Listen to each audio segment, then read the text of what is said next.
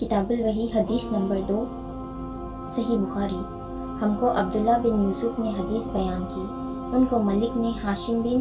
عروہ کی روایت سے خبر دی، انہوں نے اپنے والد سے نقل کی، انہوں نے ام المومنین حضرت عائشہ صدیقہ رضی اللہ عنہا سے نقل کی۔ آپ نے فرمایا کہ ایک شخص حارث بن ہاشم نامی نے حضرت صلی اللہ علیہ وسلم سے سوال کیا تھا کہ یا رسول اللہ، آپ پر وحی کیسے نازل ہوتی ہے؟ آپ صلی اللہ علیہ وسلم نے فرمایا کہ وحی نازل ہوتے وقت کبھی مجھ کو گھنٹی کی سی آواز محسوس ہوتی ہے اور وحی کی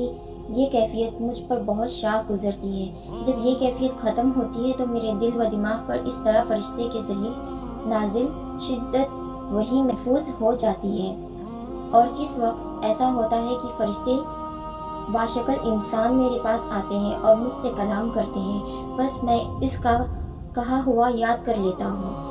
حضرت عائشہ رضی اللہ عنہا کا بیان ہے کہ میں نے سخت کڑاکے کی سردی میں حضرت صلی اللہ علیہ وسلم کو دیکھا ہے کہ آپ صلی اللہ علیہ وسلم پر وحی نازل ہوئی،